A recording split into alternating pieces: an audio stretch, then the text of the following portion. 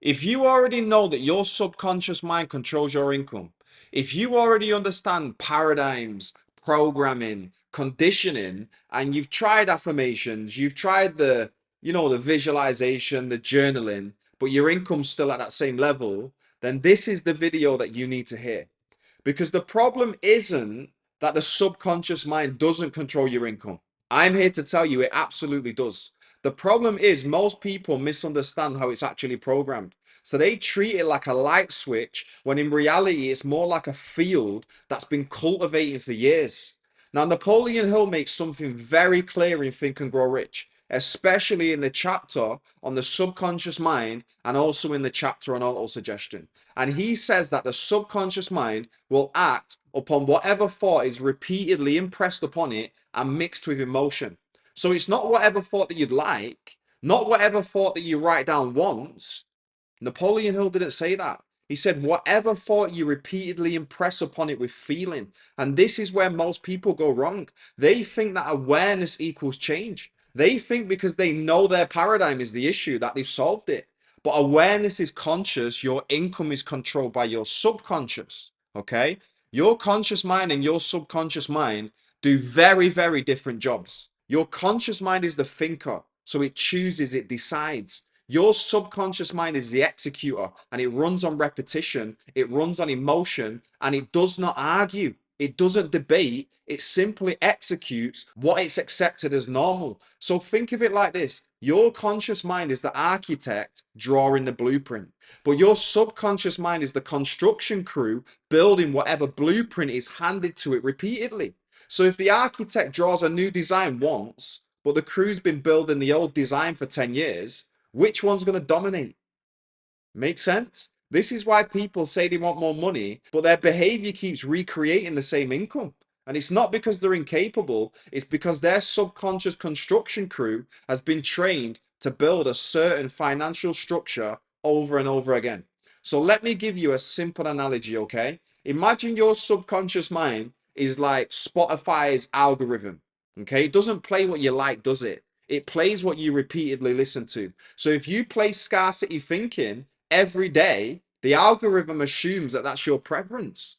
If you replay doubt, hesitation, worry about money, your algorithm builds a playlist of similar thoughts. Then when you try to switch it with one affirmation in the morning, of course it's not going to override the pattern. Okay? Napoleon Hill explains that autosuggestion is the method by which you feed the subconscious mind on purpose. But most people treat autosuggestion like reading words off a page. They read the goal in the morning with no emotion, no belief, and no repetition strong enough to rewrite the old pattern. And then they wonder why nothing changes.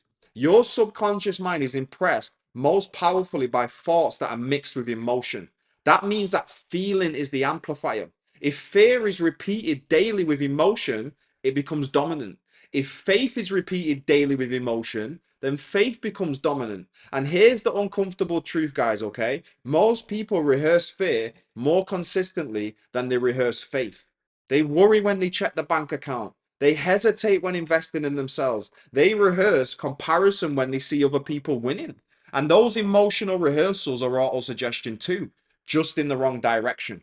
This is why your subconscious mind controls your income, because your income is the physical expression of what feels financially normal to you, not what you intellectually want, what feels normal. So if earning 5K a month feels normal, you're going to manifest it, you're going to orbit it.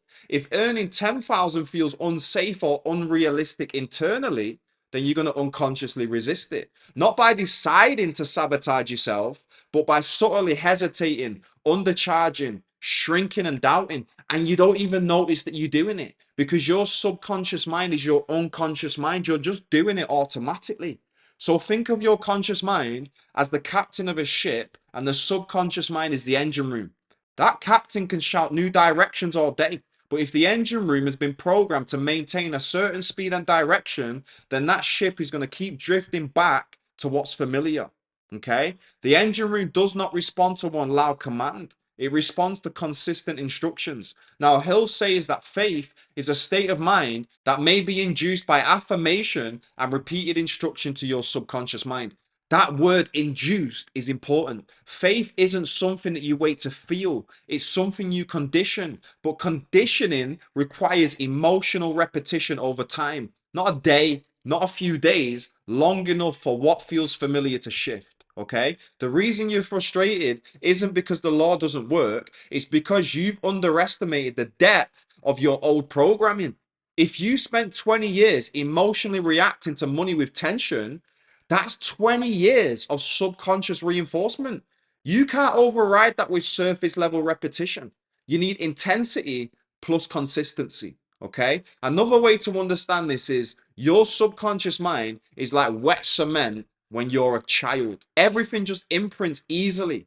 Now, as you grow older, the cement hardens and it's not impossible to reshape, but it requires pressure, consistent pressure. And auto suggestion is that pressure, but it has to be applied correctly. So when Hill talks about writing down your definite chief aim and reading it every morning and night, he's not suggesting some ritual that's mechanical. He's describing a method of emotional conditioning. You feed that to your subconscious mind until it accepts it as normal.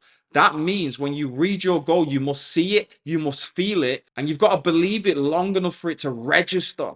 Okay? If you start doubting yourself, the doubt cancels the suggestion. The conscious mind chooses the suggestion.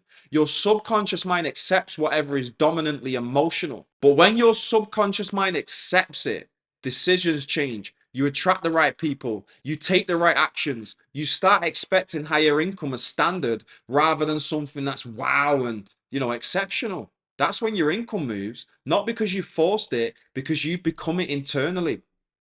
Now, the mistake most people make is trying to change their income without changing their self image, their identity. They want bigger results, but still feel like the old version of themselves.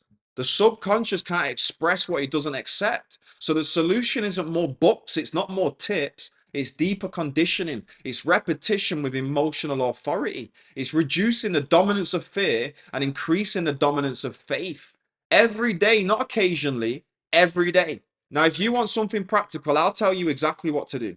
Choose a specific income goal that's going to stretch you and write out a clear statement describing that income as if it's already true. And you want to read it every single day, twice a day with emotion. Now, if it feels fake at first, good, it's going to. But I want you to persist anyway because the repetition rewires what feels normal to you. If you want a deeper breakdown of how to change your self image and rewire your financial thermostat, then go to the link in the description and download my free 10K plus month breakthrough blueprint. I literally take you through the actions that are needed to rewire your subconscious mind. And I promise you, if you take action on that, your finances absolutely must change.